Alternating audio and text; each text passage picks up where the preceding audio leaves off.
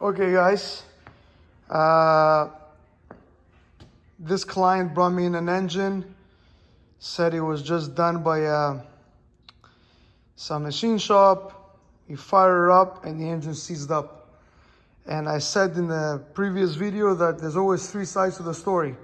There's the story of the customer, there's the story of the machine shop, and there's the truth somewhere in between. I haven't put it on a stand yet because it's easier to carry around if I remove all the accessories, and I'm gonna remove the cylinder heads. First thing I noticed as soon as I popped out the valve covers, I see there's overspray of paint on the rockers and this and that. That won't hurt the engine. But the one thing that I noticed immediately, check all the push rods. Okay, suppose this motor run and it seized right up. I see not one sign of oil. Okay, and obviously the guy that built the engine did not put any kind of a startup braking lube, and the cylinder, look at this, is dry. There's not a drop of oil anywhere on top of the engine, and this engine run and it seized.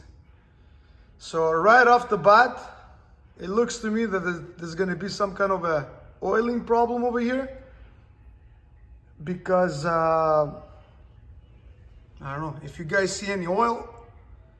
This looks exactly like as it was assembled, and it also shows that the guy that did the engine did not prepare it for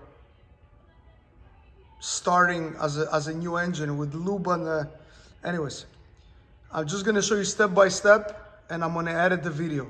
So right now, the first thing that I'm noticing, not a drop of oil anywhere. So it's not looking good already. Now I just took out the rockers on this side. There seems to be a little fraction of oil. I don't know if that's oil that was put on the stem of the valve on the rockers. This side is completely dry. Completely dry. And this side has like maybe a little drop of oil here. I mean, if an engine has run and the oil, it was oiling properly, there should have been oil everywhere. We're continuing taking this engine apart. And the more I'm taking it apart, the more I'm realizing that I really doubt this was a machine shop that did the job. It's more like a guy in back of his house, or a regular mechanic's garage that says he's building engines or whatever. So as you can see, the block has been, with a grinder, they grinded the deck. That, my friend, you can destroy the deck. You can make it super uneven, especially on a new aluminum block. So this is no good, but this is not the reason the engine seized up. We're gonna get to that when I open up the bottom end. Then if you look at the honing, look how it's honed. It has no pattern whatsoever. Look at this. It's just like the guy was just sitting there with the balls straight, instead of going up and down to make the proper crosshatch. Not good. That same thing was done to the heads. They were refaced with the grinder, basically. I mean, it could work, but don't call this an engine building. This is not engine building. This is more like doing it at home kind of thing. You don't do this kind of jobs for a paying customer. But again, it depends what was discussed between him and the customer. Silicone everywhere, no gasket with Never change the gaskets, just put silicone here, put silicone there. Yeah, of course it's cheap. Somebody that's doing a job like this, you're not machining anything, you're not doing anything. Stock pistons, stock bolts, they're supposed to be stretch bolts. I really doubt these bolts are brand new because they have rust on them. Anyways, we're continuing.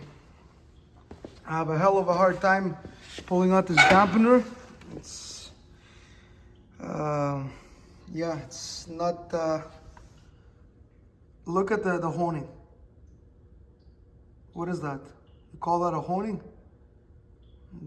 That is not how you hone a cylinder. I can do it with the balls also, but you gotta know what you're doing.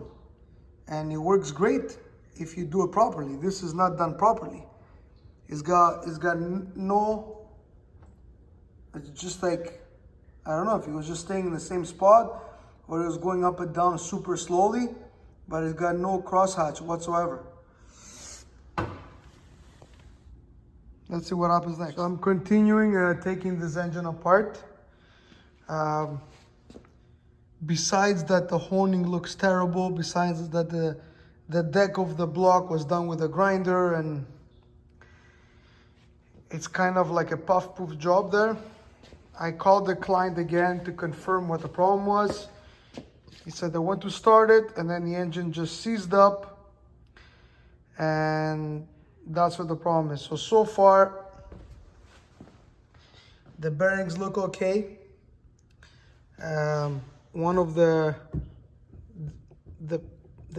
pin is tight on the rod, this one over here, but that one sees the engine. I mean, this is good, that's good. But over here, as you can see over here, here is the one and only Mario.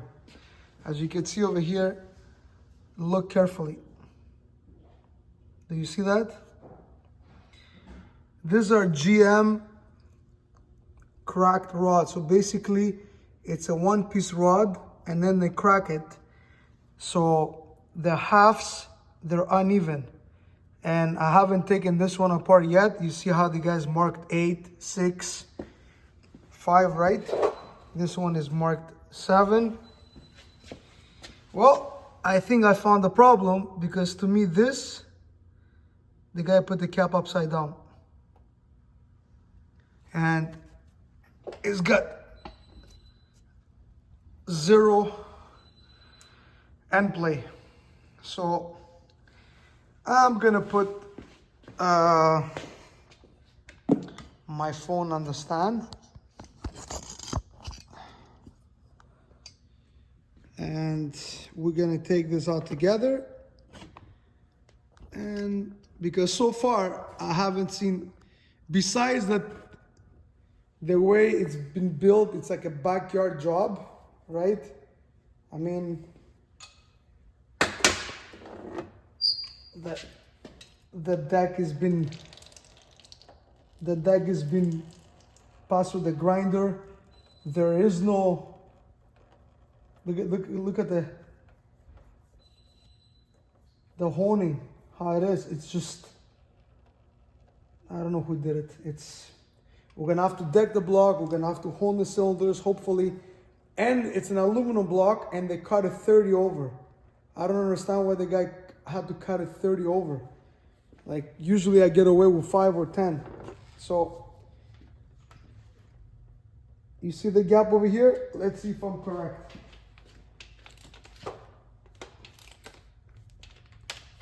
Oh yeah, I feel it prying.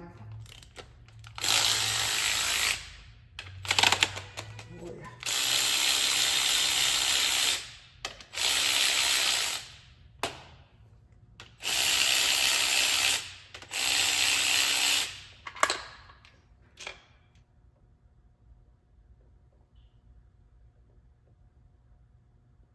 Yep. It was definitely upside down. Let's pull it out.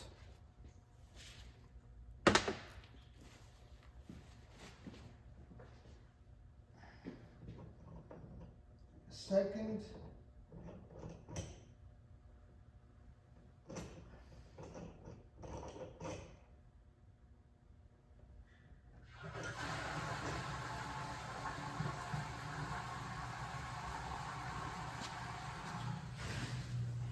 There's something wrong with that. Either the guy mixed the caps. Or something.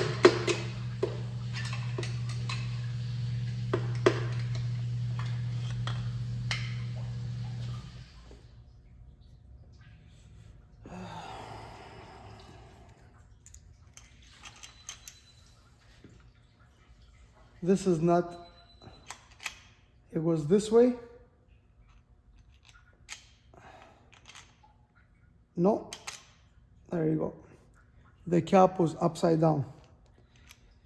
The cap was installed this way. You see the line here? Well, it was supposed to be this way. Now we know what the problem was. And luckily, another mistake, okay? This is a 58 reluctor wheel. And they installed a single signal. They installed a single signal timing chain. This is a 58 reluctor wheel. So you're supposed to have 4 references on the camshaft. Well, luckily for this guy, okay, the guy put the cap upside down and he also put the wrong timing gear, which is 1 reference, okay? And no, it's not a Holley system. It's a stock computer.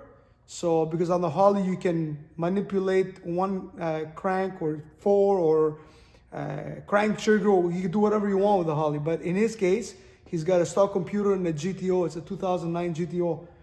So he's supposed to have 4 references on the camshaft. He only has 1. Luckily for him, the guy did a crappy job, and along with the crappy job, put the wrong timing gear. So when they were cranking it, it never fired up. It just seized. And then he said they would do like 1.5 turn, and then the engine would seize. They disconnected the torque converter, and it will do the same thing. So luckily for him, the engine did not fire up, because if it would have fired up, this would have been old news. You see now how there's end play?